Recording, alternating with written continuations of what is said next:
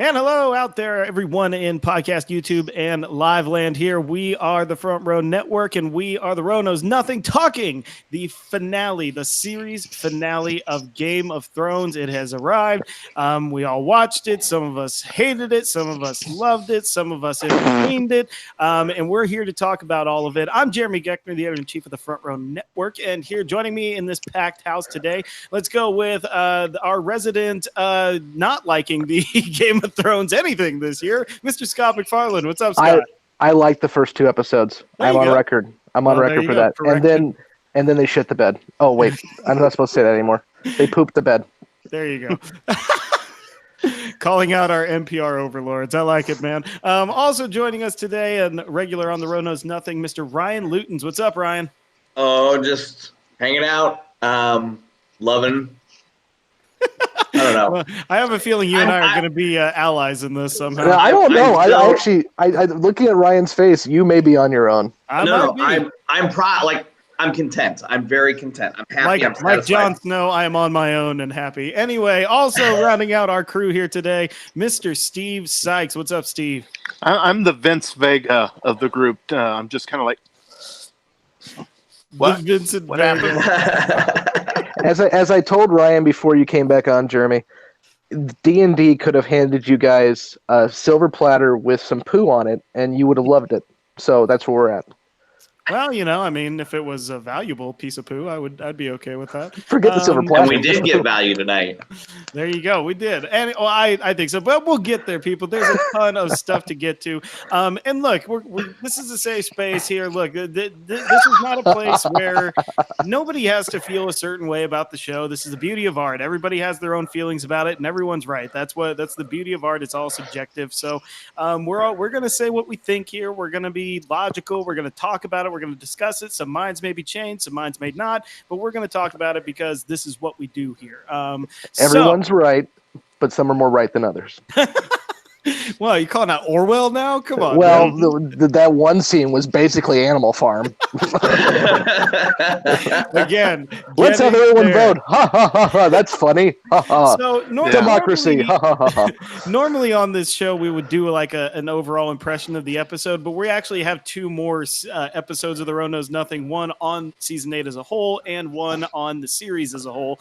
So let's just there's a lot of stuff to dive in here. So let's just dive right into the episode.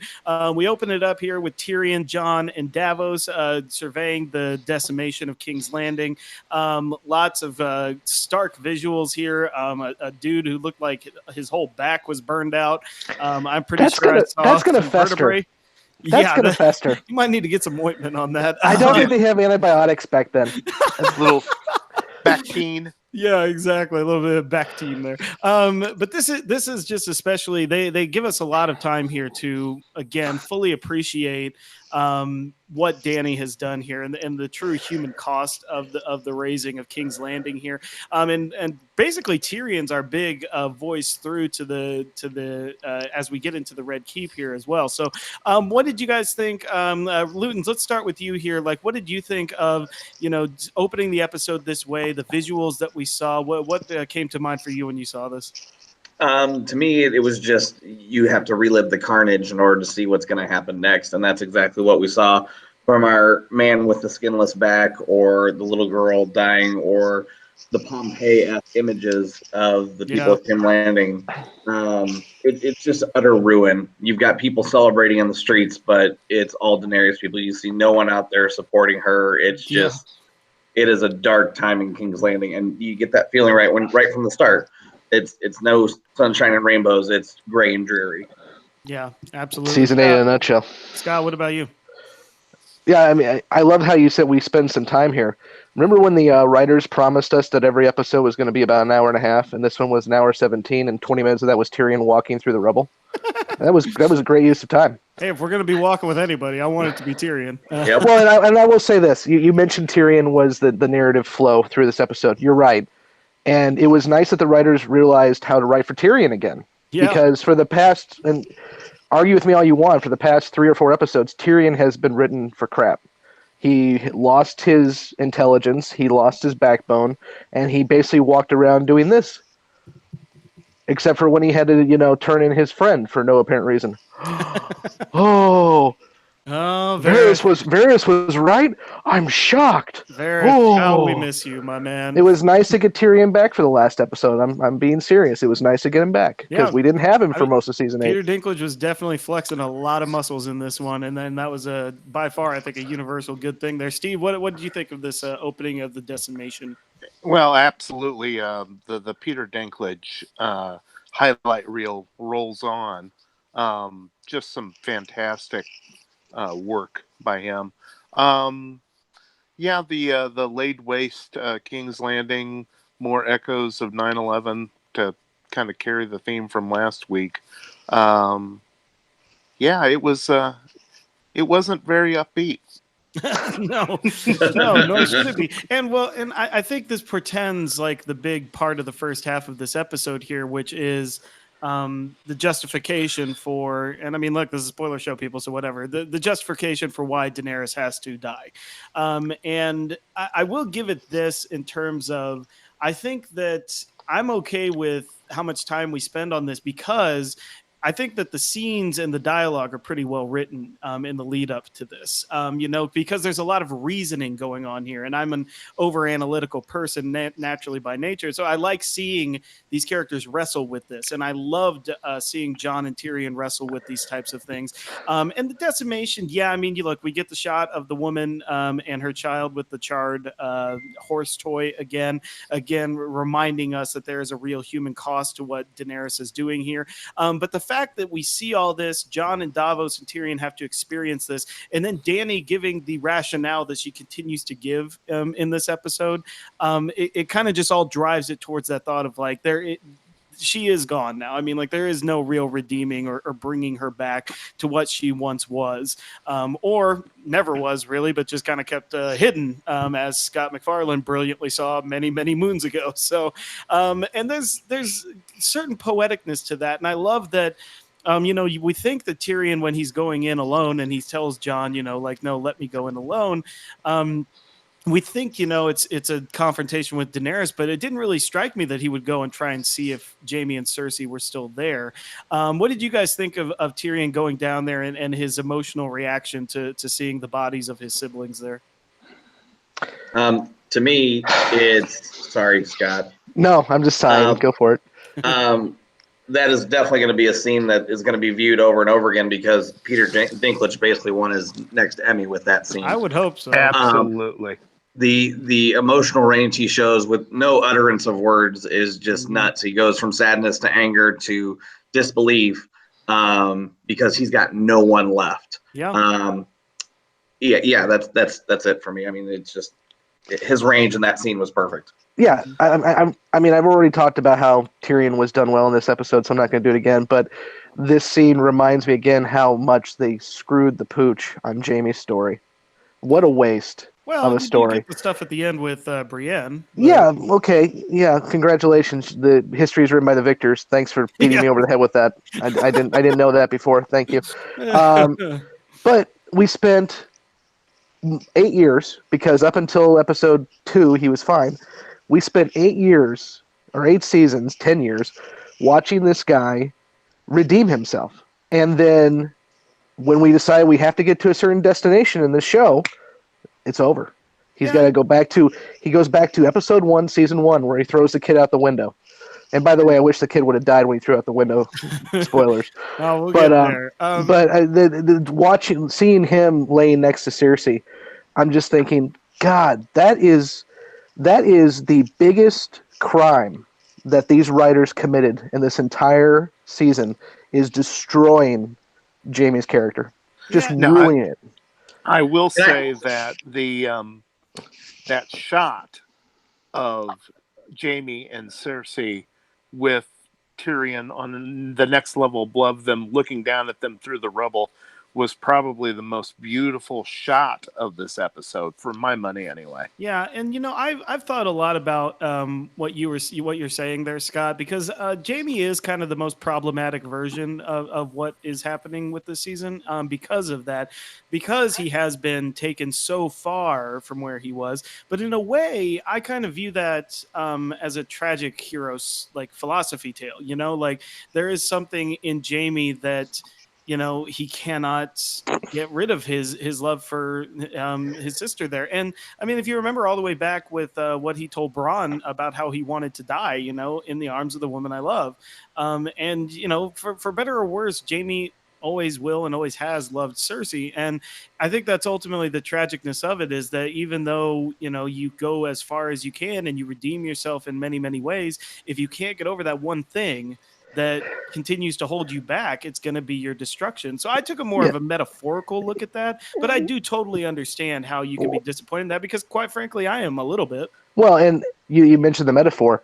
That's the funniest, and I actually started kind of giggling when Brienne was filling out the book, because they actually did it. They showed every piece of his redemption, his failure, exactly. his doing this, his doing that. He saved these people. He decided to fight back. Blah blah blah. Died for his queen. Like, God, that's the season right there. Yeah, but I did like good. Brienne struggled with that though, which I liked. Like there wasn't like an anguish or anything, but you could tell there was like is that missing in action? Yeah, exactly. Luton, you want in? With Jamie, I am okay with how they developed his character because of the fact that he knew that if he wanted to be with his sister when she died, because he loved her, and he's the other half of her. They are one person. They are twins. They were born together and they died together. And to me, that's a beautiful thing. Yeah, and like this also just parlays to me the insanity of like how connected these siblings still are, despite the obvious hatred that they've had for each among other. all three. I mean, and I mean, it is, we often think like, like Tyrion, he would love to see Cersei pay for her crimes, and yet at the same time, she is his sister, and they are all they have left in the world, and I think it does pretend to your family, even though they might drive you nuts or try to kill you many times, like but we don't know where the Rock was being bashed.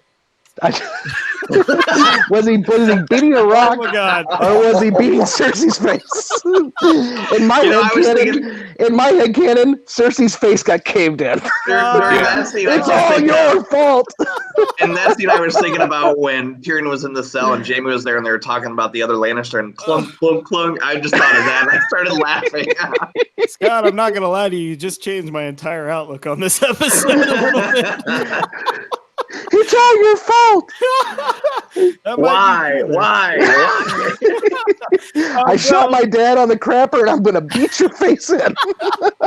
All right. Woo. Well, that's about as much fun as you could legally have with a dead body, I think. So let's before we get to the scene atop the Red Keep there, let's get to what happens with Jon and Grey Worm and Davos in the streets. Grey Worm executing the Lannister soldiers here. Jon trying to intervene, seeing he's vastly outnumbered, and Davos once again being the voice of reason here. Again, this is really just the slow start of Jon having to be convinced of what he has to do here and what the right thing to do here is. And I got to give credit to Grey Worm. And again, that son of a bitch, man, I picked him number 4 in the Deadpool draft, and he stays alive the whole season. He's on the front lines, man. Come on. Well, his character was assassinated, so it's okay. Yeah, there you go. Well, come on, seriously, this guy. You don't think that this turn for him was? Oh no, I think it was earned. Completely warranted. Missandei's gone. That's his heart, dude. Absolutely. Missandei's the only one keeping him again. Human. Here's your platter of poo. Enjoy. No, Missandei was the only one keeping him human at all. He was a total mindless drone soldier before her, and now he's a vengeful angel of death after her. Because he lost it. That part wasn't hard for me to go along with. Thank you. Yeah. I'm glad. No, I mean, like, but I think that this does pretend the clash of what Grey Worm is here, like in the sense that there is just bloodlust anymore. And that definitely pertains to what Daenerys is thinking here. So, we get this amazing, and I know some people will probably call it cheesy, but I loved the shot of Daenerys walking forward and Drogon with the wings. Oh my God. forward. I was like, woo! I was like, oh yes, that was badass. It was a cinematographer having fun with that one. Pretty Real cool quick, shot. Rewinding just a second, you mentioned how Jon and Davos were outnumbered, which obviously they were, in that little alleyway. But also, did any Dothraki or Unsullied die at the Battle of Winterfell? Any of them? Because we saw all the Dothraki too, man. We saw them retreat back. And not the Dothraki, we didn't. No, we did not. We saw Dothraki come back. We saw them come back as zombies. No. They had a few that come back with Jorah. They actually rode back into Winterfell. Not a ton. I didn't think that many did. I'll give you that. Yeah, but, that's when Sansa said 10,000 Northerners died for this. I'm like, no, they didn't. Bullshit. 3 people. Right I'm sorry. 3 people died in that episode that I saw. That's about it. Well, either way, so we've got this giant congregation of Daenerys' forces. She comes out to survey it all. Tyrion with his slow walk up from behind, Jon with his slow walk up from the front. And I gotta say, the wording here that Daenerys uses, again, I think actually Emilia Clarke's doing a lot of good work in this episode, because despite the rhetoric, despite what she's saying, like there still is just this singe of doubt that she gets to be shown. There still is this singe of, smiling kind of sweetness, I guess. And I think that's probably just naturally what Emilia Clarke is, so maybe it's just the actress coming through there. But, but the words Daenerys is using here, I mean, we're talking about world conquest now. We're talking about, we're going to take over everything. And I mean, like it's pretty die is cast at that point. What did you guys think of Daenerys going to her troops here? I wondered where her body mic was the first thing I wondered. Always a crowd scene. Come on, did you not see that first order scene where he's talking to all the stormtroopers and that? Yeah, exactly. Although, Steve, you and I did do the full disclosure on Shazam, which that was definitely one of the best scenes in Shazam. Oh yeah, absolutely. She's really gone off the deep end. If you doubted it at all, at the end of the last episode, there was no doubt. And Emilia Clarke, she's making facial expressions that I, up to this point, hadn't seen before, and that was one of the clearest signs that she's got this crazy world view now. And good work by her. A little bit bracing for people watching it. Yeah, definitely. And also the way that she called back a lot of the lines that she used when she was over in Ethos and stuff. Scott, what do you think about this scene? Well, and I knew this was coming for several seasons. But full props, man. You saw this coming. Well, and so that's when somebody messaged me, not one of you guys messaged me and said, well, we should be happy with this. You were right. I'm like, no, because the destination doesn't warrant the journey. And I mean, the journey doesn't warrant the destination. So a couple of things, the destination and how if this would have been a full season and we would have had a better turn for her, the fact that she's talking to her new 7 kingdoms in a language the 7 kingdoms doesn't understand. Yeah, very metaphorical. That's really good. That's smart. Unfortunately, it wasn't earned. And you guys keep saying how Emilia Clarke was showing that kind of trepidation. I look at it more as a meta thing, and I said this last week too to some folks. Honestly, I mean, if you look at some of the interviews she did, she's not happy, and she's actually said she's not happy with how. I can't quote it for you, but she has said she's not very happy with how this turned out because it's just not what she envisioned the character to be. And so when I see her like doing the blank stare of the crazy and stuff, I'm seeing an actor who's a really good actor. I'm not bashing her as an actor, but I'm seeing an actor who isn't committed. I'm seeing an actor who is holding back because she doesn't agree with what she's being told to do.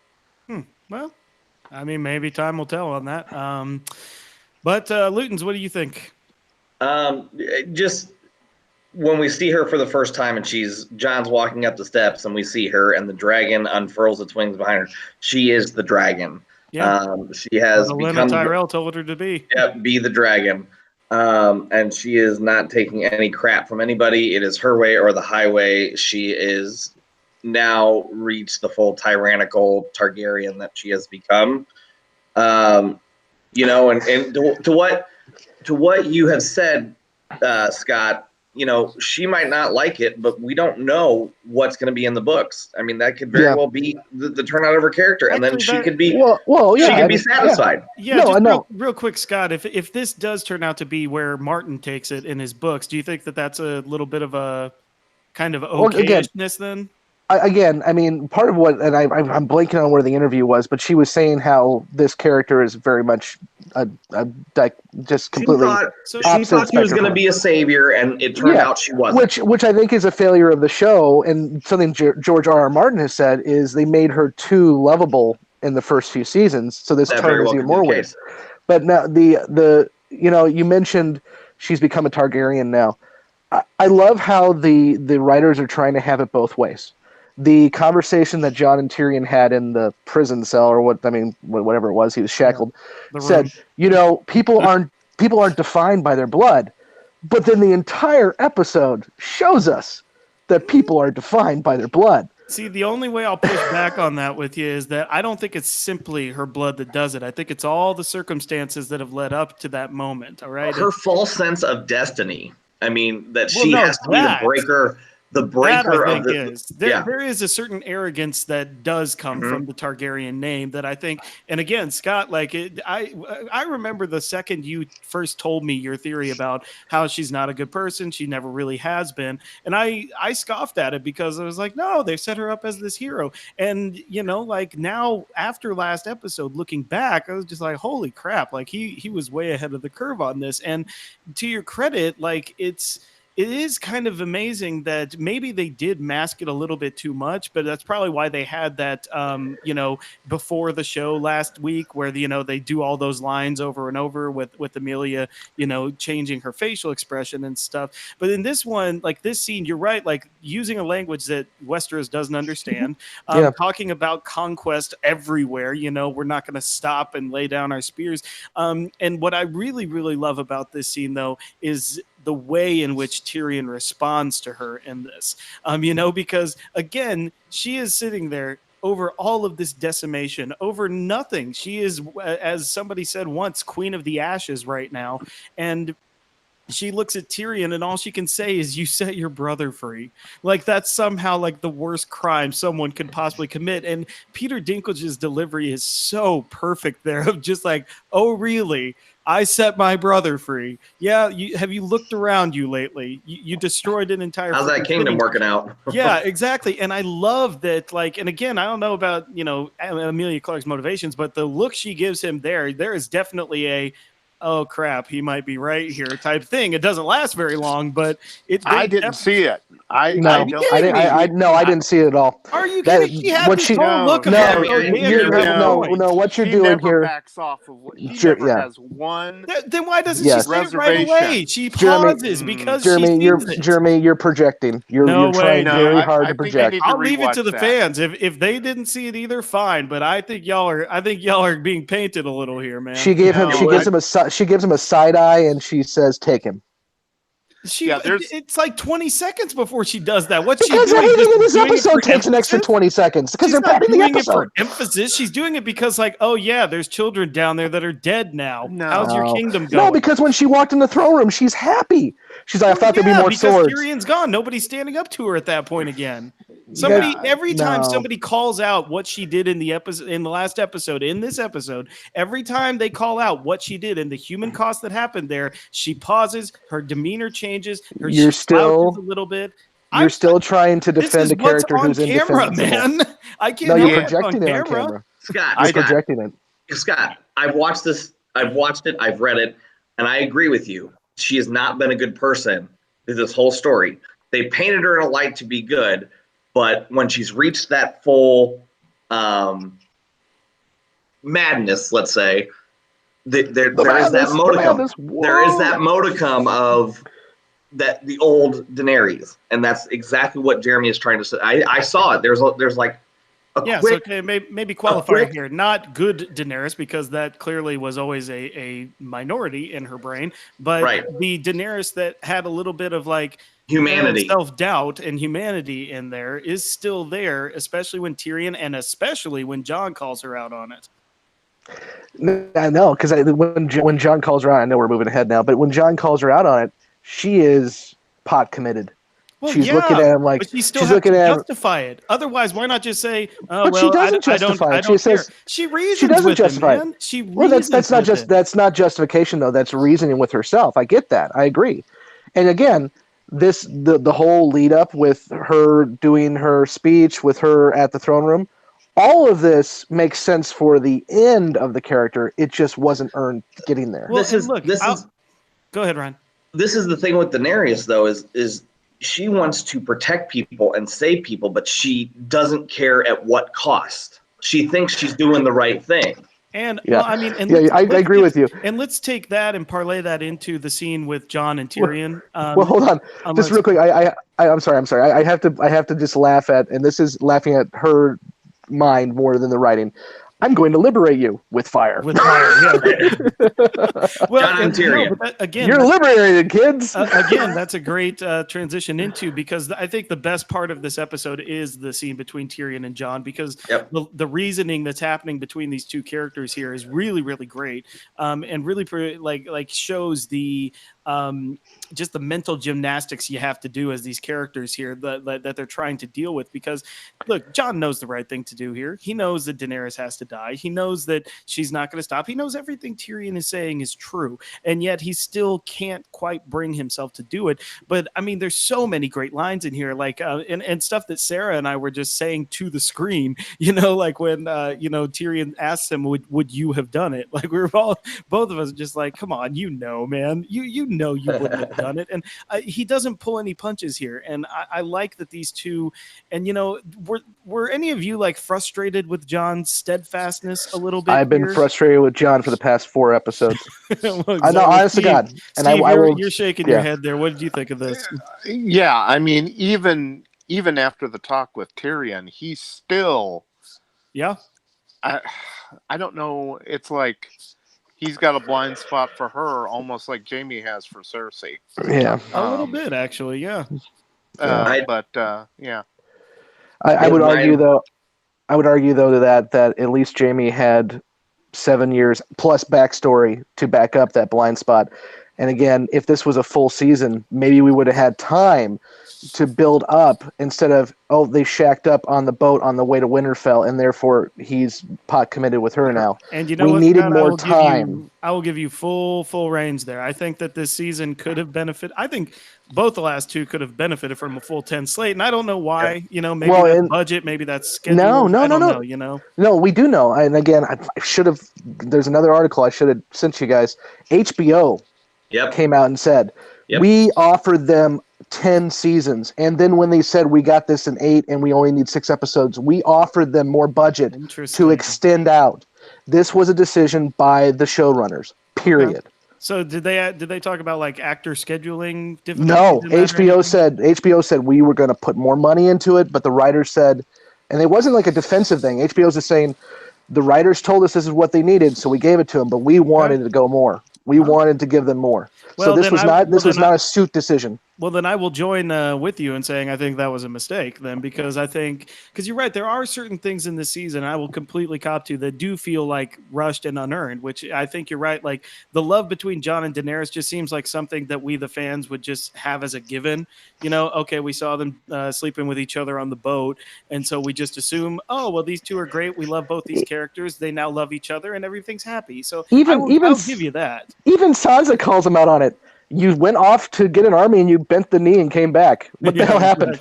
Well, we're going to get into Sansa because I'm still not happy with her. But Sansa's she was the first character assassination, and that happened 4 seasons ago. So go ahead. You little jerk. Okay, but is anything else in this scene stand out for you between Tyrion and Jon? Any of you guys? Because there's just so many great lines in this scene. I don't know if this is actually before that or not, but my favorite moment among a couple, was Drogon melting the throne. Have we passed? No, we're not. No, we haven't gotten to gutting her yet. Hold on. Yeah. What I was going to say with that scene is Tyrion is alluding, hey, this is what needs to happen, and I can just see the wheels turning in John's head, and he's thinking, oh, that's right. WWND, what would Ned do? Well, and I was thinking to myself, hey, Tyrion, you had this very same conversation with Varys. Yep. Maybe you should have listened. Yeah. Well, and I mean, doesn't he? He mentions that in the scene, doesn't he? He's just he says he was wrong. My ashes can tell Varys' ashes. You were right. I told you when they burned Varys, I was like, when he turns him, I hope I'm wrong, but I'm not. Yeah. No, I loved that scene so much because of what Varys said there. You know, I hope I deserve it. I really, really loved how Conleth Hill left the show there. But this one, and the last thing I'll say about this scene with Tyrion and Jon, though. Again, like the way that the slow reasoning works in this, and he says, Jon, who's the biggest threat to the people now? You know, again, a great points just to try to get him where he doesn't want to go. But you're defending Jon, who I think, again, has been completely lost since he was able to survive fire behind rocks when the dragon was able to, melt rocks earlier. But the whole thing is, and I'm with Steve on this, even after that conversation, Jon doesn't change his mind. Yeah. He has to be shown by her. And I get, again, if you were completely enamored with this person and you had devoted your life to this person, it would take that. Yeah. He hasn't done that because we haven't been able to see that with the characters. And I'll give you that. Like the only time we've seen them being romantic this season is a whole new world. The waterfall scene. And and look, that was a good scene. Don't get me wrong, but like you're right. Like if there was another episode or two where we get to, you're right, see them being loving towards each other, see them, talking about their future, or like what Daenerys' vision of the future, something like that. Let Jon see Daenerys do something good for people. Yes, as we have seen her do, let him see her save save the people past the wall, the Northerners, from something. And let him see that. That would build to the fact that I have seen you do good. We didn't get that. Yeah, you're right, because really Jon's never ever actually seen that. He's just hasn't done any good since she came to Westeros. Period. I guess he sees her sacrifice Viserion unwillingly to save them at Beyond the Wall and everything, but I think that's about it. Otherwise he's just heard the stories of what she's done over in Essos. And then he saw her run after it happened. Yeah, and then he saw her run again when the other dragon got killed. So basically all he's seen is her run away a lot. Well, so let's get to the crux of it then, because I'm pretty sure that's where we go. Right after that is, and look, I love the parallels here with Daenerys walking into the throne room. The way that the throne room is set up looks exactly like her vision from the House of the Undying in season 2. And even the same shot of her hand coming up to the throne. And if you'll remember from that season, she doesn't touch the throne in that vision. She goes out into the snow to call Drogo and her dead child. And so I just thought that the parallel there was great, that she actually does slowly touch the throne this time, again showing that this is all she has left. She doesn't have the memory of Khal Drogo anymore. She doesn't have the love of anyone. The throne and this seat is all it is. And to transition that into trying to have this colloquial here's a funny story about what I thought this was once upon a time. I think she knows what Jon's about to say to her, or maybe, or she's just once again just trying to rescue some charm or something here. But I just thought that was just what is this story? I mean, you just raised King's Landing to the ground. You're trying to tell him what you thought as a little girl. I mean, she's not self-aware at all at that point. Yeah, exactly. No. She is. Go ahead, Steve. I think it would have been what we, as an audience member, would have thought was appropriate was her going up to the throne and having this weary look of, wow, was all of this worth it? Was it worth it? Yeah. But there's no doubt in her mind that it was worth it. She's getting this is all she has left. Yeah, well, she's really excited about it. A little bit more excited about it than I was. See, again, you're trying to defend a character that has no defense. It's not that all she has left. It is what she's wanted.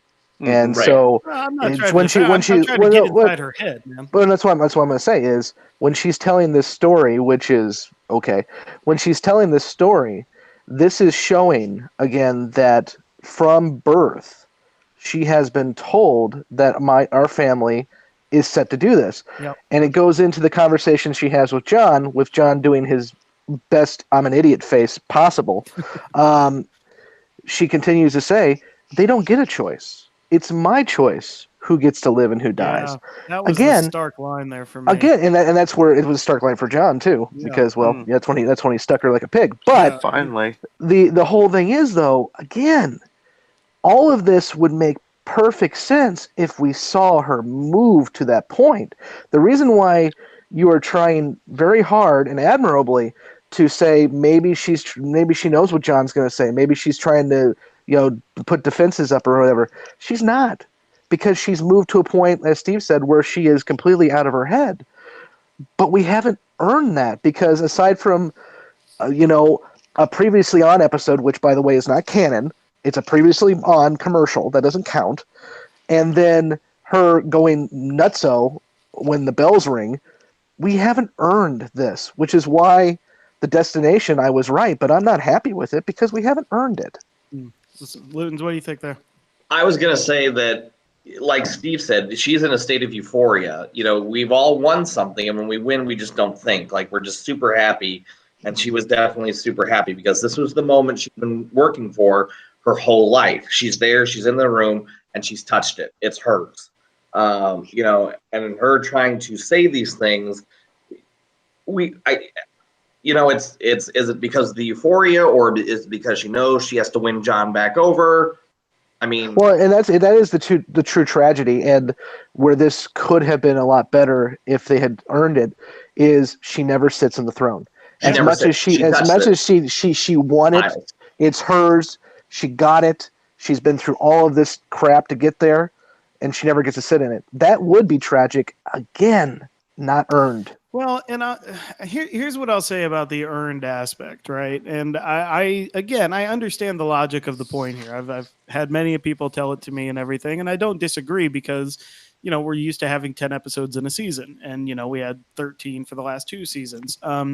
But again, I don't see Daenerys as just a snap turn into madness. I think that was done because literally ever since she's arrived in Westeros in season 6, every time she's tried to show mercy, every time she's tried to do things the diplomatic way or the political way or anything, it has ended up costing her something dear.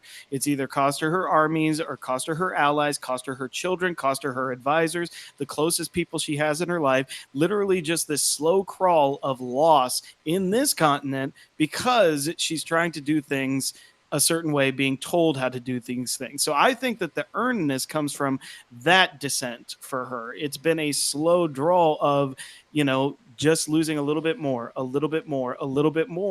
And, if I remember right from the behind the scenes videos when Benioff and Weiss talked about, there is very big significance about when those bells are ringing and she's up there, she is alone.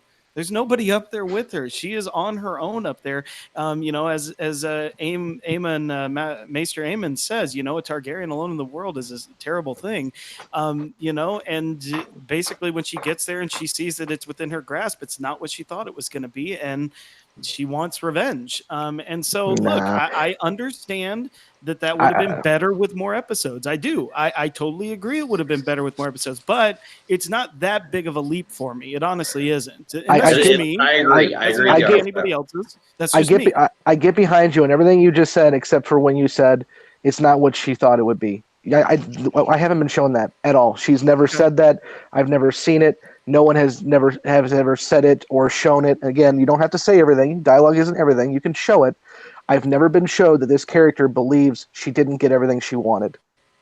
Yeah, well, I mean, I think it was probably and again, that was something Benioff and Weiss said. Well, that's because he's trying to defend his bad writing. Yeah, and I think that the idea probably. I think the idea there was, the victory that she had. It's right there. The city's surrendering. She's going to have the Iron Throne, but yet she still is not satisfied. She is not. Yeah, she hasn't killed enough people yet. With it, and like Cersei says in I think season 6, she chooses violence, and that's going to be the choice that ultimately undoes her. And so I do bring it back into this episode and this though. That was a good combo. Thank you guys. But I think the reasoning that Jon and Daenerys have here, again, Scott, you said the line that really chilled me with her, because everything else you could say is like her trying to do the Dany charm and trying to, seduce him a bit again and stuff. But like, it's when he says, how do you know what's right? And it's right. And, what about the others who say what would be right? And she said, they don't get to choose. That's the line there where I was just like, that's some dark paths we're heading down here, You're right. And about a scene later, well, 2 scenes later, we're going to get the exact same thing. And they're going to laugh at the idea of letting people choose. That jarred me again, too. This is it's either very cynical of the writers or it's the writers wanting it both ways again. And I think it's just cynical writing. I think that they have decided that fantasy is not allowed to let the commoners be involved in the process, period. But the whole idea that they don't get to choose, and that is what causes her to be taken out, and then all of our heroes decide no one gets to choose, but we're happy about that. Yeah. We're okay with that because they're the heroes. Oh, we're going to talk about that in depth, you and I, because I was hoping that would happen. And anyway, but my God. But it sounds to me like, that line got you too, Scott, of just like, holy crap. That's a sticker. Yeah. That's a deal breaker for me now. Lutens, what did you think of that? The whole conversation, it all leads to the idea of choice, and Jon made his choice, obviously. But just the whole first part of the episode was all about choosing. Mm-hmm. And, like Scott said later, they laugh at the idea of choosing, but choice is what got us here in the first place. So everything kind of fell into place, and yeah. Yeah, exactly. Steve, do you have any other thoughts on this Jon Daenerys conversation here? No. Well, then let's get to it, people. Well, one more thing I want to add, because Jon was, for most of the seasons, I think I kind of lost him when he got killed and brought back. But up until that point, he was my favorite character. And even though I've been one who has said that I don't want anyone to sit on the throne at the end, if Jon would have sat on the throne, at least it would have made sense to me. Up until the fact that he completely lost his spine, and he became this tool of the plot to where Jon can't make a decision for himself unless it's time to make a decision. I can see it there. I can meet you halfway. But look at his character. He's made decisions, and it got him killed. Yeah, as an commander. Well, maybe he should realize that maybe he should be more decisive, because technically the reason why he got killed is because indecision made me live. Technically, though, the decision was made long term. It took him like 5 or 6 episodes back then to make the decision.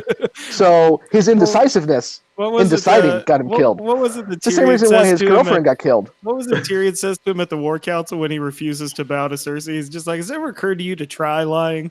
I could meet you halfway there though, Scott, because his decisiveness is definitely not there ever since he came back from the dead. And look, he came back from the dead. That probably changes you a little bit, but I think if you told me when I was watching season 4, this show's going to end with him petting Ghost on the head and him walking off to the north, I'll be like, that's wonderful. That's perfect. Now I'm looking at it like, I'm glad he's gone because he was a waste. Well, you're right. He did become pretty one note in terms of he is the, pretty standard moralistic center, and it's kind of a Superman syndrome when you think about it, Superman's the big blue Boy Scout. There's not going to be a lot of depth there, he's going to do what he does. And, I completely agree with you. And this is where I'm actually questioning Kit Harington, where I wasn't questioning Emilia Clarke. In the fact that, yes, you're right, Superman's a perfect example, unless you have somebody like Christopher Reeve who can pull it off. Yeah. Kit Harington couldn't pull this off. Yeah. He just looked like he was in pain the whole time because that's all he could act. He's like, Tyrion's calling me out. He does have that go-to anguish face. He had that my really hot redhead girlfriend got killed. Oh, it worked great when he killed Daenerys. The crux here, Daenerys gets stabbed. She is dead. Drogon is a little pissed about it. Decides to burn the shit out of the Iron Throne. Well, and I mean, like, look, and again, if people listening, if you're not watching like the behind the scenes videos that YouTube is releasing the next day, they're really good because they focus a lot more on the crew and the people making the sets and the special effects and stuff. And the way that throne looked when it got melted was fantastic. I mean, it looked fantastic. It looked like there was just this whole history of bloodshed and terror that is just melting away on these steps here. I mean, it was really stark visual. You're completely right. You're completely right. And then it gets wasted 2 scenes later. But we'll talk about that. Yeah, we will. That's going to be the most divisive scene I think we're going to talk about. But was everyone okay with how, like, Drogon taking Dany off and everything like that? I mean, it seemed pretty poetically nice. Let's before we get to that, this was the point I was trying to make way too early a little while ago. Oh yeah. I love that they had Drogon melt the throne, and it shows dragons as not just pets or familiars. This is a sentient being who is aware that all of the strife has come in pursuit of this throne, which I am now going to melt. I thought that was, I think some people that think of dragons as, they're pets or whatever, aren't going to be able to grasp what an actually deep thing that was that he did. Yeah, it's very symbolic in the sense that dragons formed the Iron Throne. Valerian did, and so Drogon destroyed it. But he also did what his mother could not, and he broke the wheel. Yeah, he broke the wheel by destroying the throne. It's no longer there. But did he? 2 scenes later. Well, Tyrion tells us how he does, but I just have to say one more thing about this scene. Jon holding Daenerys in his arms as she's dying, and the throne is in the background. That's probably the most beautiful shot. Yeah. I mean, look, like I said, say what you want, man, but these episodes have been expertly made. The crew and stuff behind the scenes, the cinematography, I mean, fine, The Long Night, whatever. But, like, the shots that they make with these special effects have been pretty damn gorgeous. Absolutely. There's been some great framing. I just had the Robin Williams stand-up. God, I miss Robin Williams. Where he's talking about Genesis, and he's like, so it was 7 days, really the birth of the sun and stuff. He's like, no, God just went click. The cinematographer turned the light on. There it is. Well, and okay, so this is, Drogon flies off with Dany to parts unknown, hopefully far, far away from everyone. Because is it bad that I was trying to figure out, it's like, if he stabbed her in the stomach, she died way too soon. Then they're like, oh yeah, they point out he stabbed her in the heart, but that knife didn't really look like it was. Yeah, it was. I know where it looks like he stabbed her, and I'm not going to say it because NPR will be really mad at me. But it doesn't look like she got stabbed in the heart. Well, I mean, they never really show us, so sure, why not? Angles and all. We'll do CSI Westeros here pretty soon. So after this, we do a time jump, which that was a little jarring for me. If I'm being, I felt like I was watching Lord of the Rings: Return of the King again. Yeah. Well, we're going to talk about Return of the King and how you don't do endings here in a minute. Don't worry. But, did it well. I did love where we had this council here, though, and I didn't think I was going to, honestly, when it started. But again, Peter Dinklage just brings it home for me in this scene. I mean, he's once again doing some great work here. Just how meek and stuff he is towards Grey Worm at the beginning, and how he slowly starts to come about on that. Jon's a prisoner. Some amount of time has passed. I mean, beards have grown, so I guess that's the only way we're gonna try and guess how. But these people, and I do like that they kind of brought back some people. Edmure Tully's back there. The person nobody wanted to see again, Robin Arryn, is back there. They let him out of the dungeon. Congratulations. Yeah, exactly. The new Prince of Dorne is there. Who I can't remember who that. It doesn't matter. We have no idea who it is. The story doesn't care. Martell, I think, from the books is supposed to be. But the fact that they killed off Alexander Siddig made me mad. None of you guys are Deep Space Nine fans. Nope. Dr. Bashir was the king of Dorne, and they killed him. Yep. Yeah. Oh yeah. I hear you. I was with you. I got you there. Alexander Siddig is a very underutilized actor. Well, and so the logistics of this scene really get me in terms of, so I guess Grey Worm is de facto in charge of King's Landing now. Because when you have a million people, I mean, because there's no rulers. I mean, it's just the Dothraki and the Unsullied hanging out in the decimated remains of King's Landing, I suppose. But coming together here, I do love. But again, like the best lines in this whole episode of Tyrion's, because like you're talking about, like we don't have a king or a queen, and he's just like, why don't you guys just pick one?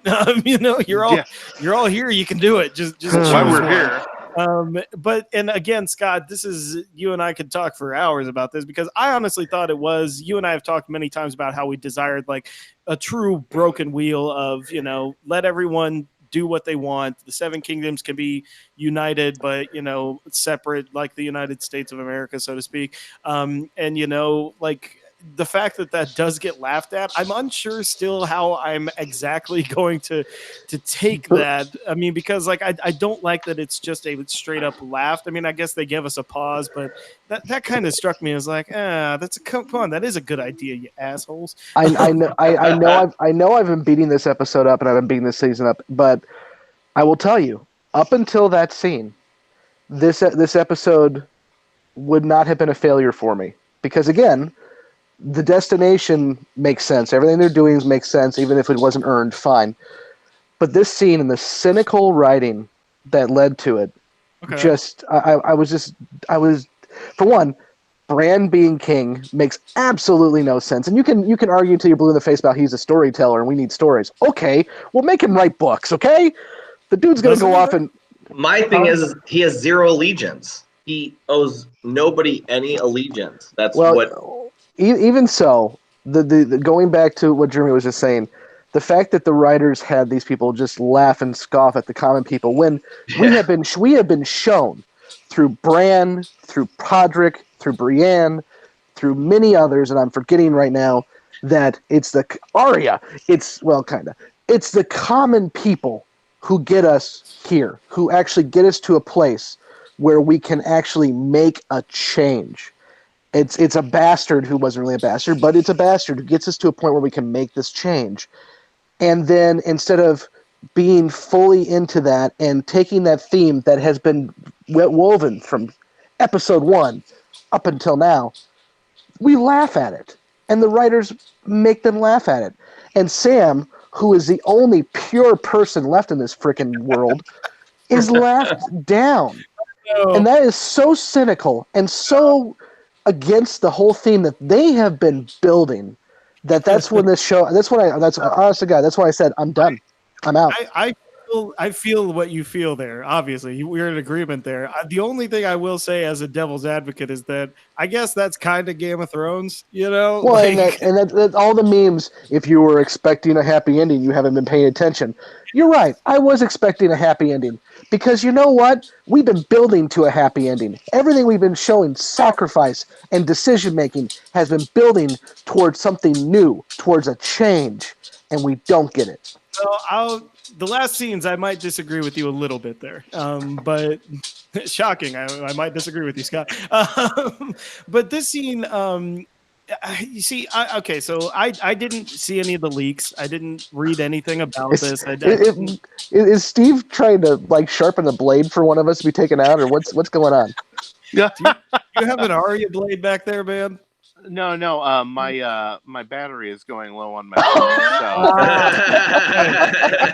Here's just a picture right now. I just see his picture right here.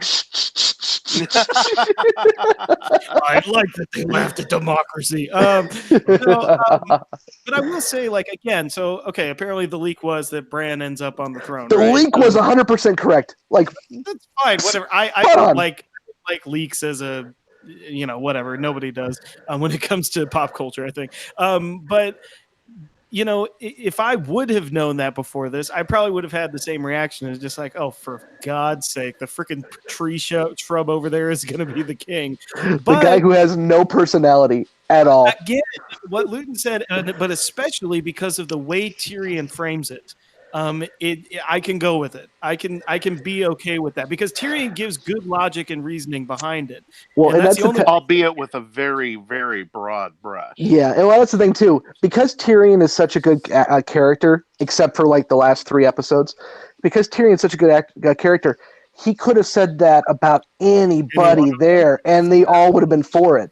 He could have said that about Sansa, which he should have actually, but that's a whole other story. Did you find any kind of? I found a little bit of nice sentimentality in the story aspect of that line. Like in the sense of like, it is stories that, and the reason why Bran is so important is because he is the history, and like, who better to lead us than somebody who completely knows our past? Who better to lead us than the guy who wargs out during the battle, and we don't know where he is? I mean. He's flying ravens around? Yes, the long night aside. So who better to lead us? Here's the thing with Bran, okay? This is a kid who thought he was going to be a little lordling, going to be a knight, and everything started because of him. And now he is going to be the de facto king. He has 0 allegiances. He's the 3-eyed raven still. He does not he cares about the realm as a whole. He does not care about allegiances. He's going to do what's best for the people. He's got nothing to lose. He's not of Winterfell. He is of Westeros. Yeah. That's what makes him the perfect candidate. And I love that, Sansa says he can't have children and everything. He's like, good. Right. So yeah. Well, what exactly are we calling this government? Like feudal democracy? No, because what's going to happen is the wheel isn't broken because in 20, 30, 40 years when Bran dies, there'll be a war to decide who takes over. And when Sansa dies 20 or 30 years from now, there'll be a war to determine who gets Winterfell, and there'll probably be a war to determine if Winterfell keeps its independence. The wheel isn't broken because nothing has changed. We've had kings and queens, I'm sure. No, time out.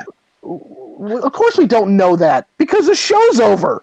Right. You have to believe that. Well, and you have to believe that it's going to continue. If you clap, then she'll come back to life.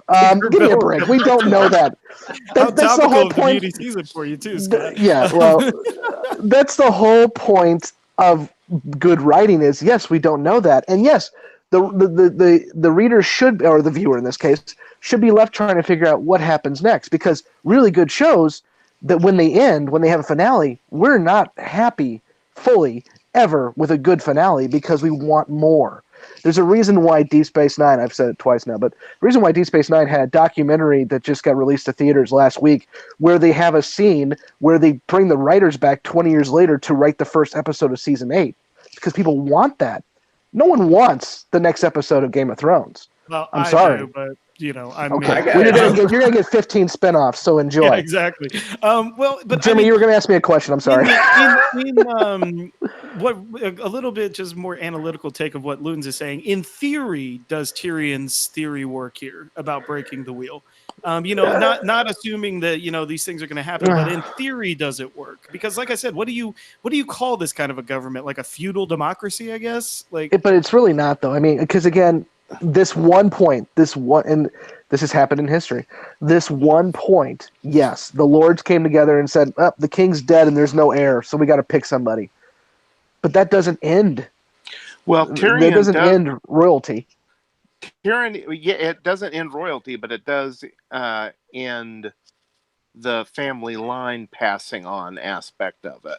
So what Tyrion says is that it's no longer going to be family based. So it's yours, yeah. But it's one generation. Exactly. Because, so that's the wheel is not broken because the wheel will keep spinning. Yeah, like when's the next Robert Baratheon come along and just take it? Yeah, exactly. The way you break the wheel, Sam said it. Yeah, no, Sam did have it. Yeah, I mean, if the whole point of this show, which I thought it was, and I bet you actually R.R. Martin's books are going to be like this, that the whole point is breaking the wheel. Sam gave you the option, but you guys were too cynical, and you guys were too caught up in the idea of royalty. This is why I don't give a crap. Hey, I finally stopped saying the S word. This is why I actually stopped myself right there. Good. This is why I don't give a crap about the royal babies and royal weddings. My ancestors fought a revolution 200, 300 years ago, so where I don't have to give a damn about them. Oh, and that's the whole point here. You fought in two huge wars. One only lasted 15 minutes, but you fought in it. And at the end of the day, you had a choice, but you didn't, because the lords took your choice away from you. Yeah, and they had a really great lead-in for that. Drogon destroying the throne would have been a perfect excuse to say, well, maybe we don't need a king. You know, and they didn't go there. Well, I mean, and maybe that's just, a commentary of that it's too quick or too fast or something. I don't know. I'm reading in like way season. too much at that point. But speaking of reading, I just got a message from Craig and I can't see it. Supposedly our YouTube chat is going crazy, so you may want to look at that. Fantastic! Somebody show me how to get there because I can't see it. But Craig says you really should be looking at the chat. Okay, well I'll try. And get Craig it up just here. Craig just sent me a screenshot. Hold on. Okay, well while you look at that, and like I said though, this stuff does get to me a little bit, but again, Tyrion's reasoning, the way Peter Dinklage presents this information, it makes sense to me. And I don't know, maybe it's because I'm predisposed to like everything that Peter Dinklage ever does. But it's just, it does seem to make sense. And I love that even from here and from the rest of the episode, they refer to him as Bran the Broken. Did you really like Pixels? Really? Lofty title and stuff. What? Did you really like Pixels? Really? Me?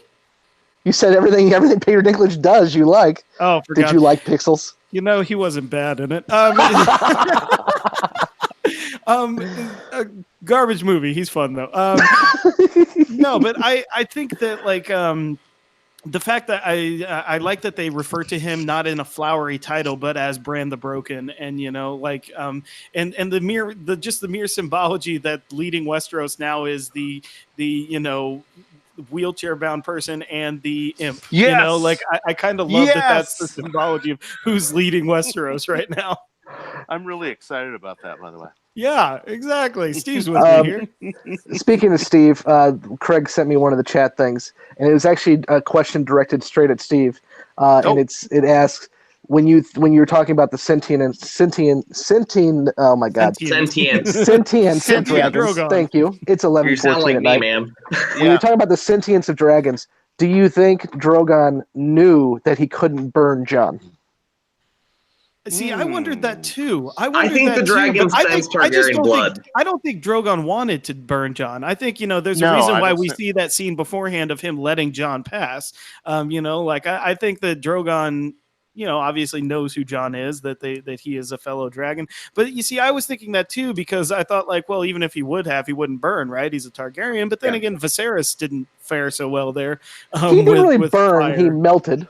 Yeah, so I guess there's a little gray area there. But yeah, I can see either way, but I took it as kind of like Drogon didn't want to kill Jon. Again, if we're going to go with the sentience of dragons, maybe he could kind of tell that, Daenerys was a little shaky at this point. That was his way of saying it wasn't Jon that killed Dany, it was lust for the throne that killed Dany. There's definitely some poetic symmetry there. And, maybe it was just him lashing out. Who knows? He burned it by accident, if we want to go the cynical route. So, but obviously all of these come together. Again, Sansa says, hey, I love you, bro, but no, because I want to be queen. Or at least that's my cynical view of Sansa's decision here.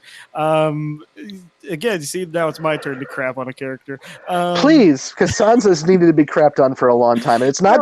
Not Sansa's fault. It's the writer's fault. I'll agree with you there, but I mean, this kind of pretends to what we've wanted, or what at least the North has wanted. They want to be on their own, and I mean, there's no reason that they can't be. I guess again, if they want to be their own thing and come together under great threats, why not?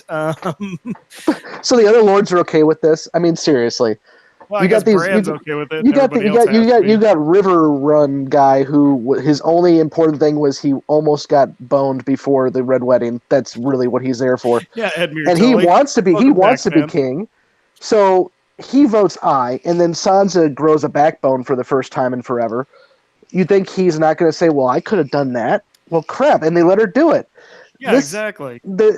Again, Ryan, you're right. We don't know what happens next. But you could assume these guys are like, well, if I would have been able to vote before or after she did, I would have done the same damn thing. Can I have a revote? Can we lay it upon the table? I can just see that outtake scene of everybody's just like, well, I want wait that a minute. Too. Oh, yes, I'll take my own country as well. And the North has more of a history of being independent, though, so... Yeah, I guess no, but well, and so before we get to the end of this here, obviously the price for this piece we'll get to in a second, but I do love how Bran says to Tyrion, you're going to be my hand, and again, just a very sincere moment, I think, from Tyrion, just like, I don't deserve this, I don't want it, like. And I do love Bran's reasoning that he gives to Grey Worm, though, is just like he's made many mistakes and he's going to spend the next years, rectifying them. Yeah, I really like that line. And here's actually a legitimate question because I didn't know, and I just chalk it up to the fact the writers threw out their own rules because they didn't care anymore. But we've been told that Bran can't see the future, right? He can see the future fragments, but he doesn't fully understand. He can see everything. He can see past. But have we been told that though? I mean, I know that's what you're thinking, but I thought we were told exactly the opposite. He's had a line somewhere where he says like he can see the future in bits and pieces, but he doesn't see it completely.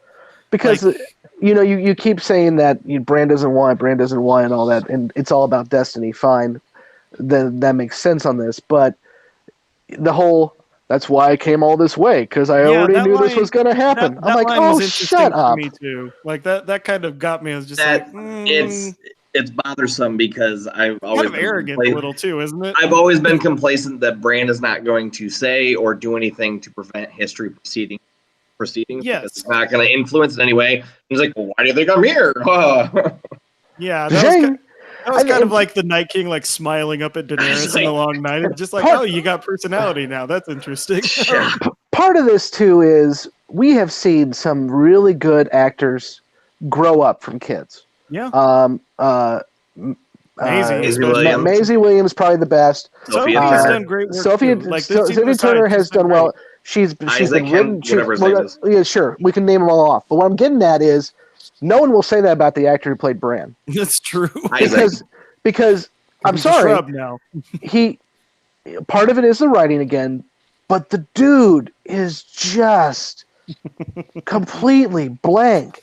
Do you know why? If I could get any kind of sense of anything out of him, and not humanity, because I get he's not a human now. I understand that. So I'm not asking for humanity. I'm asking for anything to attach to myself to this guy. And now you're telling me that he is the savior of everybody. I don't care. Yeah, I think that's bad directing. I think there's definitely something that he's going for there, or that he was told to go for, but damned if I know what it is. You know what Isaac has said about his looks on the show? He wears glasses, and he doesn't wear contacts. He won't wear them because there's something with his eyes. So his squinting is because he's trying to focus the whole time. I'm not even kidding. He said it. He goes, I'm trying to see you and focus on you. Oh my God! Oh man, that just makes it even worse. I'm sorry. Let the poor guy wear glasses. You got him in a wheelchair. Throw him in glasses. It's okay. It's okay. Come on, man. Oh my God! No. So the Bran thing, sure. Tyrion is really good at explaining anything. He could also explain the idiot from Riverrun could have been king, and I would have believed it because it's Tyrion. Doesn't make it right. I'll give you fairness there. Tyrion's he's the best. Tyrion for the Iron Throne forever and ever. Amen.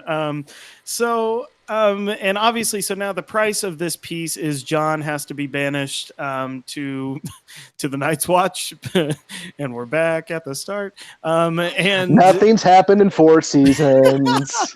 But I mean, I think this does lead to kind of our, I guess, as much as Game of Thrones can give us a happy ending sequence in a little bit. I did love the small council scene. I really did, because we got to see all of these people that we really genuinely love in the show, just kind of petty arguing with each other. But you get the sense there that finally King's Landing is in like at least some good hands here. Brienne and Sam. Sir Podrick is now there. Even Bronn. You get the sense that he's still going to do what is essentially right. So I really, really did like this scene. As much as I hate why we got to this point, this is my favorite scene. Yeah. Because I love when you put smart, strong people into a room and let them, both actors and characters, in this case we had both, really good actors and really good characters, bouncing off each other.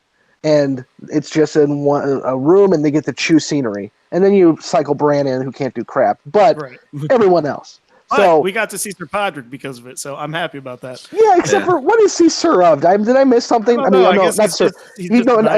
That's not what I asked. I'm sorry, I didn't mean Sir. What's he Lord of? Because he had a vote. Oh, he did have a vote. What's he Lord of? Wait, he wasn't there, was he? Yes, Podrick was there. He voted yes. Podrick was there? Yes, he voted aye. I got to rewatch. Are you sure you're not thinking Gendry? I don't know. They may look alike. Yeah, actually, no, he's thinking of Gendry. Yeah, you sure you're not thinking of Gendry? This is why I do love Davos, so I'm not sure if I get a vote, but sure. Yeah, Davos forever, people. Davos forever. But I do love just like the slow pan back too of them just talking about building ships and building whorehouses and I just well, really except that like I expected the Curb Your Enthusiasm outro to come on. Question though, what was the point of the chairs? I think it was just he was nervous. He was nervous to be leading the council again. But he got upset when they all sat down. I think he was upset because they were moving the other chairs that he was did he not assume that they were going to pull it out and sit down? Well, I think he was talking about the other two that were they did so violently and okay. Yeah, let's go back to season 3 when Tywin was the Hand of the King and he had to pull his chair. And he was making the noise as he's pulling it. And then he just wants it to be nice and orderly because he doesn't want to have to be that type of confusion. Now, if Bran had done the William T. Riker leg over the chair as he sat down, that would have made it perfect. Everything comes back to Star Trek. Well, and I'll give it this too, though. I mean, when you think of any group of people you'd want to be leading King's Landing after the terrible people we've had in that council, those are 5 pretty damn good choices there. And it's clear that even though they're going to have arguments with each other, that they're going to do what's best. I love that. Of course, Ron's talking about whorehouses and they're talking about rebuilding their military, but also Tyrion is sure to put in there, well, we need clean water for the people as well, right? So there is sort of an aspect of let's make sure we remember the people here. So I appreciated that. Is it good though? Because they're already talking about getting a Master of Whisperers again. So again, nothing has changed. Nothing has changed. When you have people you have to have. I mean, I get that. Well, I mean, you can amend the Constitution. Oh wait, there's not a Constitution. You're a king. But we all. I mean, when Daenerys turns to Grey Worm and says, "You're my master of war," at least in my head, I'm thinking, "Oh, she's playing more wars. That's great." But now Bran's like, "We need a master of war." But we're okay with that because he's our hero. Well, and yeah, I mean that's fine. And yes, I get you need a Secretary of Defense. I understand that. I'm not anti-defense, but just master of Master of Whisper. I'm like, wait, do you have to have these things? I mean, and that would have been smart. Your NSA. But that would have been smart though. It'd been like Bran says, we need a Master Whisperer, a Master of War, and then Tyrion could say, I actually have an idea how we can do that differently. And don't even say it. Don't even say it. Just I have a way we can do that differently. Yeah. Show me some kind of change. Well, I guess the change is supposed to be that there's finally good people in charge of it. Well, so for at least a generation there. And for one generation. Congratulations. And each of them at the table there have their own agendas, but they're out in the open. There's not all this subterfuge anymore. Yeah. The game, so to speak. At least for the first week. The honeymoon, there's no subterfuge. Because Bran's not going to try. I keep saying Bran. Bronn. Maybe we shouldn't have those two guys with the same kind of name. Bronn's not going to try to do anything. Sure. Yeah. Mm-hmm. Yep. I got it. He's the master of birds now. Bronn's the guy who gives you all your money. Yeah, you have fun with that. Highgarden have all the money, I guess. And I love Bronn. I love Bronn, but you gave him all the money, and you think this is going to go over well for you? We're going to see.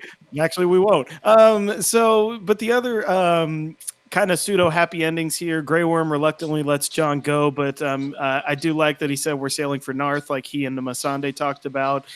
So the Dothraki and the Unsullied will go and settle there, and Narth probably killing everyone there. The Dothraki don't settle. But other than that, though, what I really did like about the ending was that we finally got to see, and this was something, a thing about the entire show here, is that I like that we finally got to see the triumphant Starks. In a sense of, they really are the ones who have suffered the most in the series, from the very beginning of it. And the fact that we get to see them going their ways, happy with where they are, I think, is I think a good thing. Sansa's obviously got her crown in the north. Arya is going off to explore what is unknown. I think that's actually very, very fitting for her character. That's my one takeaway. Really, I love that. I really loved the wolf sigil on the sail. And then I'm going to save John because I want to get your guys' take on what that final shot is exactly. But what did you think of the rest of like the House Stark here and where they're ending with Arya and Sansa? I would argue that the little girl with the horse toy sacrificed more than Sansa and Arya. Just throwing it out there. Arya had to see her dad's head get cut off and then be taken all around and sold into slavery. But she gets a boat and a spyglass, a really cool spyglass. I mean, like, you get what I'm saying there, though. It's like, pretty much from the beginning of the show, it's the trials of the Stark family, and to finally see them on top, I think, is what the ultimate happy. Screw the kid who got harpooned earlier on. We don't care about that Stark. Oh, poor Rickon Stark. Learn to Zach, man. Come on, Z patterns. No, Arya, I mean, it's very fitting for Arya to be sailing off into the unknown because that's basically what her life has been. She's been on her own, not knowing what the future holds. She's kind of made her own future. And for her to be an explorer is very fitting for her. She still holds on to her roots, but she's still a pretty BA character, thanks to NPR. Yeah. But she's also an OP character, but that's a whole nother story. Well, no, but I mean, it was overpowered. I'd watch Arya exploring parts. Yeah, I would too. I mean, if there's anybody that can do it, it's her. And it would be like one of those old Hercules, Xena, Jack of all trades shows. She could grow up to be Xena. We don't know. I just envisioned that cheese camp series, and I would watch it. Yeah. Yep. No, very fitting for her and Sansa. And Sansa's really? Sansa was fitting? I don't. I mean, look, can we get down there now? Can we there, but sorry.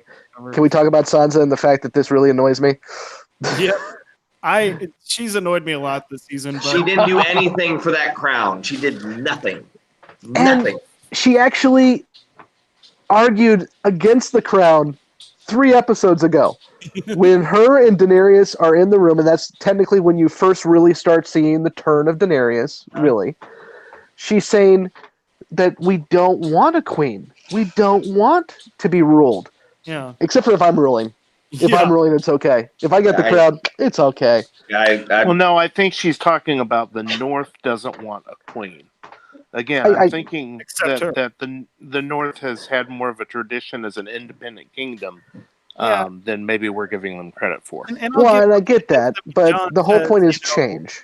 And you will give it this too. At least Jon has that line, like Ned Stark's daughter will, lead them and stuff. Like I thought that was at least a nice line about, bringing back again like the spirit of Ned Stark and how much he is still revered up in the North. And even I think that Sophie Turner actually did get a lot of good sincerity out of that line about, the North has lost its king. And I got a sense of genuine, heartbreak that they had to, part ways with Jon. But that again, like, I don't know, it just always kind of like, I get a crown now too. It just, again, goes to the fact that either I was projecting a theme on this show that didn't exist, but I do think that the theme existed up until George R.R. Martin left show running to the fact that they don't have a story that he wants now. So the writers who came in and took over don't understand their own story.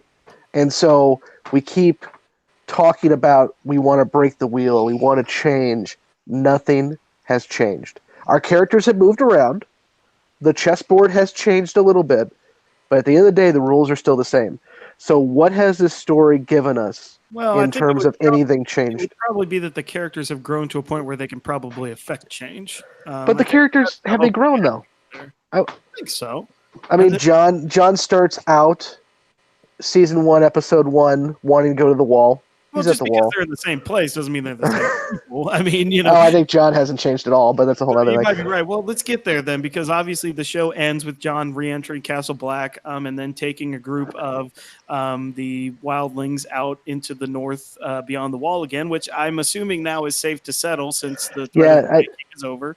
I question if we need a Night's Watch now, which I think John even questions. If they have a Night's Watch still. Yeah, it's still a Night's Watch. Exactly. Really? So the idea here, though, the last shot, one of the last shots, John looks back at the gate as it closes, and then he looks back kind of with like a smile, and then we get the long pan of him leading the wildlings out into the woods.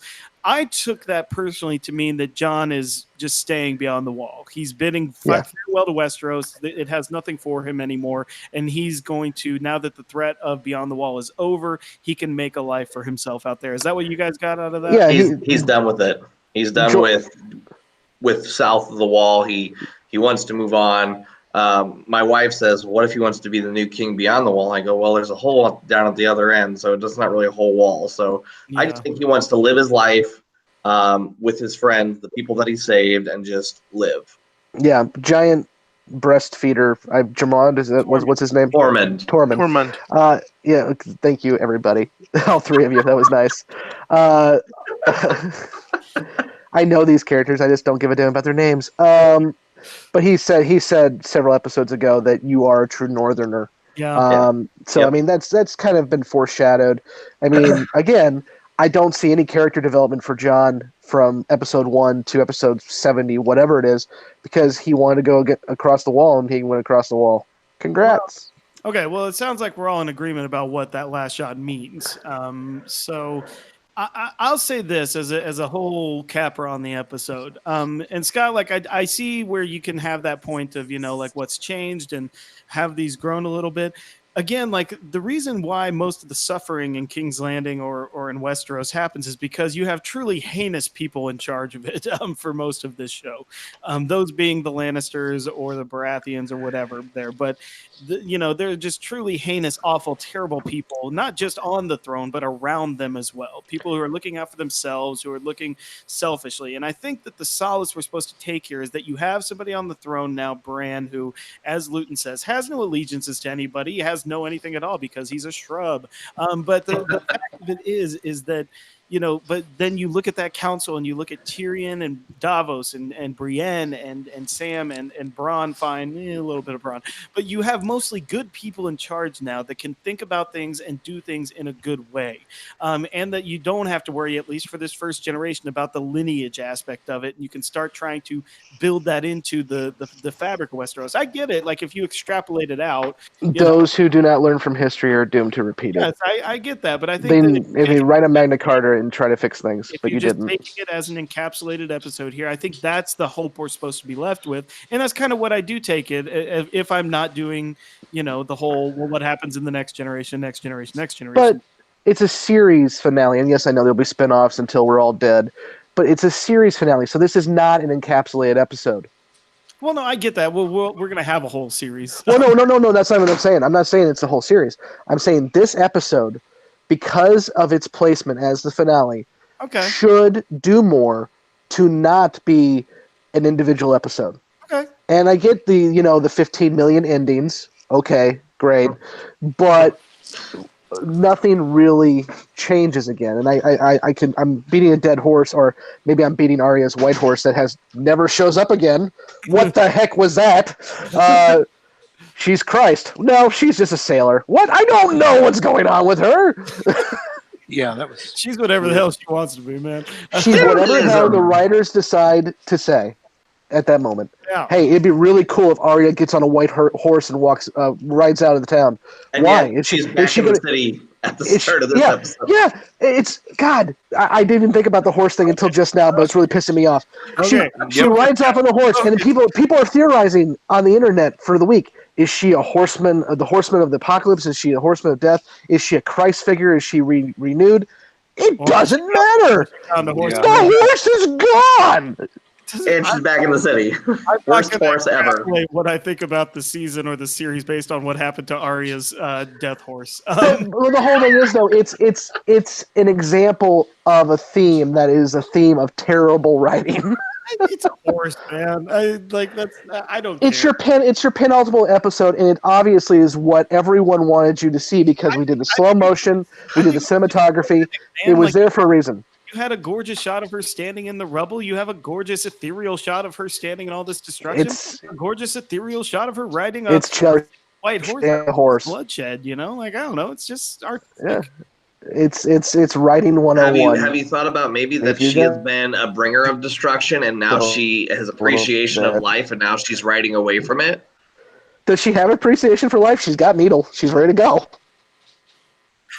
Again, I get that you guys are projecting this on them, but have we been shown that? And again, I don't need to be told through dialogue. Have we been shown it at all? That she has an appreciation for life? I think that Sandor gives her that. I think that when she's trying to save the people in the midst Sandor saved her. Yeah, but again, John.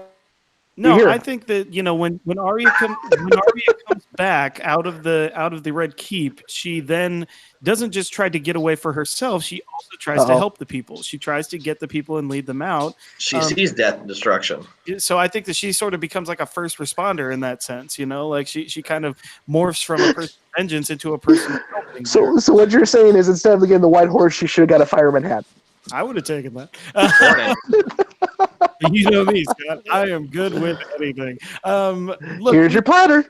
Yep. Thank you for that platter. Thank you. All right. So, look, we've talked about a lot here. And we're going to have a whole season recap and a whole series recap episode. But, I mean, let's give some final thoughts here before we sign out on this episode. If you want to do some general thoughts about the season, the series here, because it is the series finale, that is totally cool. Steve, let's start with you. What are your final thoughts here before we wrap up? I think Ryan had it right at the very beginning. The finale was enough to make me feel okay about the season. Did they stick the landing? Questionable. But I was entertained, and I guess at the end of the day, that's all you can say. All right, very good. Scott, what about you? The episode wasn't bad, and as much as I beat up the episode, again, the endings that the characters got were the endings that were telegraphed for a very long time. The problem continues to be that none of this was earned, and I think that is. I get that you guys are arguing for the fact that that's not true, but if you go on, and it's not a democracy. We'll laugh at the democracy again. But if you go online, I think that the biggest issue people are having is the fact that it was not earned. And I think it was a show-running decision to do that, and they shot themselves in the foot. Steve, did they stick the landing? No, because before they actually made the pole vault, they took apart the apparatus to jump. And so as soon as they started the routine, I'm really stretching this metaphor now, as soon as they started routine, there was no sticking the landing because they had shot themselves in the foot to begin with. About to say, Lutens, let's keep this track thing going here. This track and field thing. Scott, do you think that more episodes fix that, or do you think that it's deeper than that? I think more episodes would help, but I continue to lay blame at the feet of D&D, the writers. I think better showrunners would have helped because you have some amazing actors. You have some amazing directors. You have amazing cinematography. This is a beautifully shot show. The actors are doing everything they can with the scripts that they're given. At the end of the day, when you have showrunners who don't care about the source material and don't care about where they're going, they just want to make sure they can sign that Disney contract and get their 3 Star Wars movies. So, HBO, we really only want to do 6 episodes of this because we got other plans and we got some Disney money coming. So let's just do 6 episodes. That's the problem. If you had better showrunners, or if George R.R. Martin had finished his frickin' books before this show was over, you would have a better ending. What are we going on now? Like 5 straight years of those things are coming soon? Well, that's the whole thing. I mean, if you had if you had better showrunners, be it Martin or be it somebody who actually cared, it would have been a better show. All right, fair enough. Lutens, what about final thoughts from you?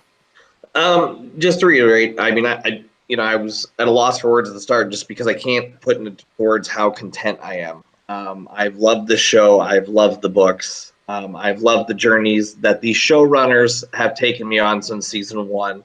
And as a person who just loves the show and is going to take it as it is, and not try to find criticism with it, but just take it as it is, I am happy. I am content. As a fan, I am satisfied. There's going to be a lot of trolls out there who want the entertainment value, but for someone who has been watching it and is dedicated to it, I am satisfied. This was a great finale. Thank you, Benioff and Weiss. Again, I hear where you're coming from, but I have been attacked for this, not just with this group, but in general. I've been attacked for this. I loved this show. I have rewatched seasons 1 through whatever tons of times. The fact that and I know you're not calling me one, Ryan, but people have. You're going to call me a troll because I feel that season 8 was terrible. That doesn't give up the fact that I actually cared about this show. And a lot of people who are not happy with this cared about this show, because if they didn't care about this show, we wouldn't be caring about this episode. And the fact that this was this season failed so much to live up to any requirements is not searching for criticism. It is criticizing what we've been given. That's fair. And by the way, I'm very upset that Lady Stoneheart didn't show up. I agree. I want Ariana Martell too, Scott, and it's not, it's I know. People out there that aren't people that just watch the show just to watch the show and say that I watch Game of Thrones, and then they're like, oh, see, I respect your opinion because you go in depth and you make me see the other side, so I appreciate that.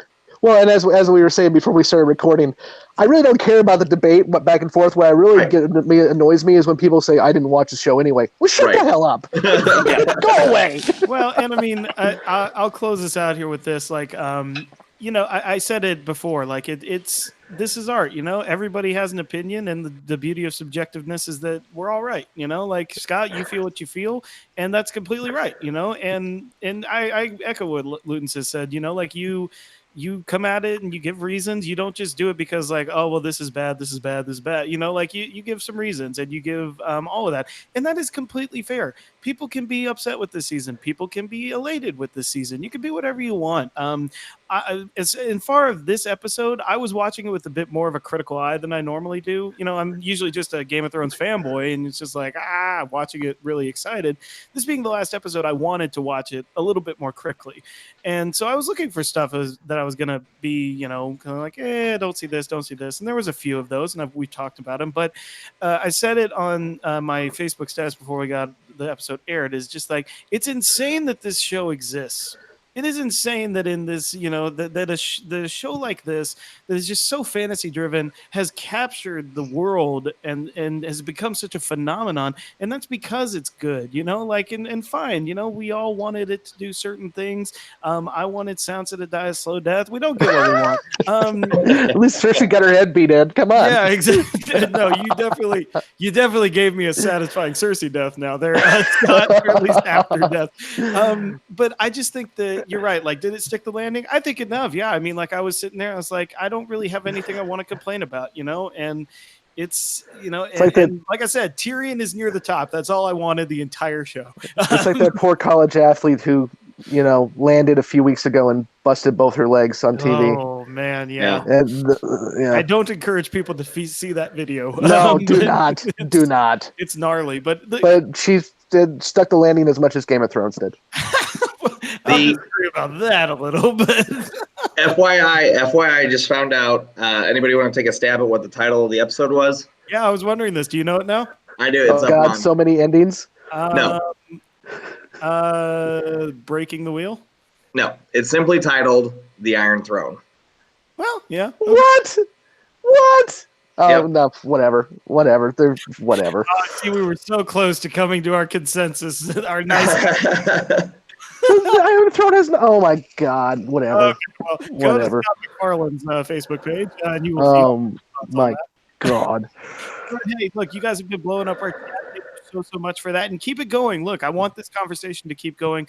There's a lot of stuff to talk about that we didn't even get to. And again, we will have a season 8 recap and a series recap for Game of Thrones here on the Road Knows Nothing before we close the shop. Because like Arya's horse, we're gonna beat the crap out of it until it's dead. You all stop commenting on it. But of course, we want to know what you think. So find us on Facebook and Instagram at the Front Row Network, on Twitter at Front Row Reviews with a Z, or you can find us on our new website, frnpod.com, or of course, nprillinois.org. So that's going to do it for this episode. Whew, man, I feel like we've aged about as much as John looked in that prison cell there. So that's going to do it for this episode of The Row Knows Nothing. Thank you to everyone who was listening. And again, we will see you soon for the Front Row Network. I am Jeremy Geckner. I'm Ryan Lutens. I'm Steve Sykes. I just got a Facebook message from a friend of mine, Blake Whitson, who has been fighting me tooth and nail about how this is season 8's great. His message was, and I quote, "Okay, this finale sucked." The end. That's a great name. I love your name. And that is Scott vindicated. And anyway, everyone, we will Sam was right. very, very soon in the front row. See you later, everyone.